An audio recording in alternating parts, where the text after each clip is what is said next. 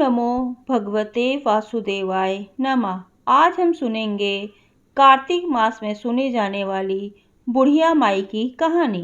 एक बुढ़िया माई थी जो चतुर्मास में पुष्कर का स्नान किया करती थी। उसके एक बेटा और एक बहू थे।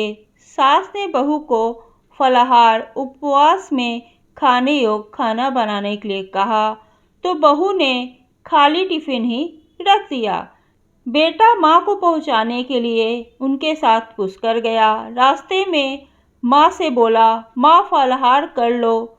जहाँ पानी मिला वहीं फलाहार करने दोनों बैठ गए तो भगवान की कृपा से खाली टिफिन फलों से भर गया। माँ ने फलाहार कर लिया।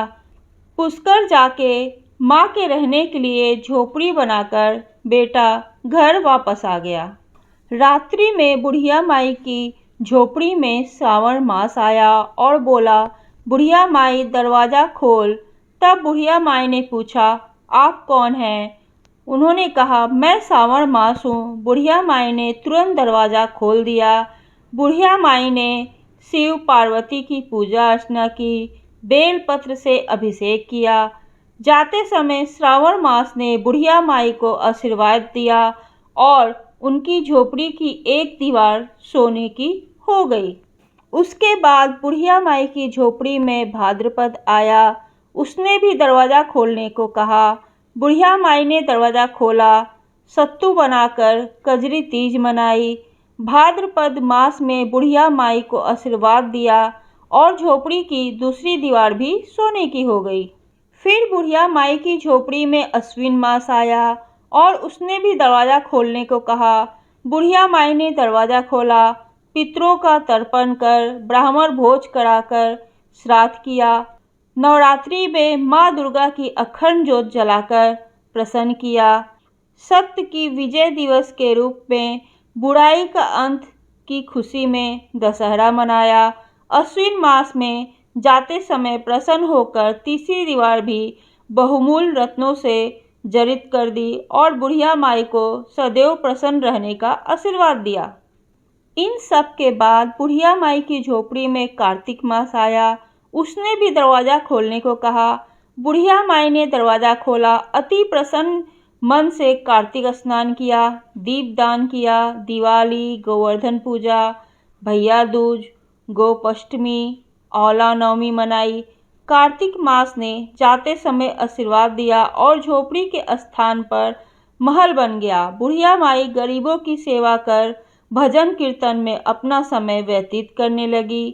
बेटा अपनी माँ को लेने आया तो माँ और झोपड़ी को पहचान न सका तो उसने अपनी माँ के बारे में पड़ोसियों से पूछा। उन्होंने बताया तो बेटा माँ के चरणों में गिरकर बोला, माँ घर चलो।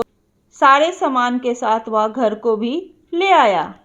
सासू माँ के ठाठ देखकर बहू के मन में लालच आ गया और उसने अपनी माँ को भी पुष्कर छोड़कर आने को कहा तो उसका पति अपनी सास को भी पुष्कर छोड़ आया।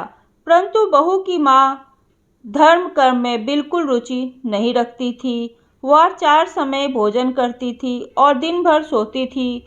चारों मास आए और चले गए। जाते समय झोपड़ी गिर गई और बहू की माँ गधी की योनि में चली गई, क्योंकि औरत लक्ष्मी का रूप है और औरत लक्ष्मी की तरह चंचल होनी चाहिए। भगवान की पूजा और अतिथि का सम्मान और दान पुण्य करना चाहिए। बहू ने कहा, अब माँ को ले आओ। जब जमाई सास को लेने गया तो उसे अपनी सास कहीं नहीं दिख रही थी।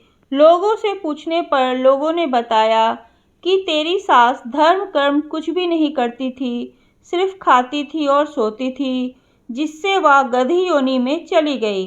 जमाई गधी योनि सास को बांधकर घर ले आया। उसकी पत्नी ने पूछा, मेरी माँ कहाँ है? तब पति ने कहा, तेरे लालच की वजह से तेरी माँ गधी योनि में आ गई है। बड़े बड़े विद्वानों, ब्राह्मण, ऋषि, मुनियों से पूछने पर उन्होंने बताया कि तेरी सास के स्नान किए पानी से स्नान करने पर उसे मनुष्य योनि मिलेगी। बड़े बड़े विद्वानों, ब्राह्मणों, ऋषि मुनियों से पूछने पर उन्होंने यह बताया कि तेरी सास के स्नान किए पानी से अगर तुम्हारी माँ स्नान करेगी तो उसे मनुष्य योनि मिलेगी। तब बहू ने ऐसा ही किया और उसकी माँ पुनः मनुष्य योनि में आ गई। हे राधा दामोदर भगवान, जैसे बुढ़िया माई को दिया वैसे सबको देना। तो यह थी कार्तिक मास में सुनी जाने वाली बुढ़िया माई की कहानी। आपको यह कहानी कैसी लगी प्लीज़ मुझे कमेंट करके ज़रूर बताइएगा। ओम नमो भगवते वासुदेवाय नमः।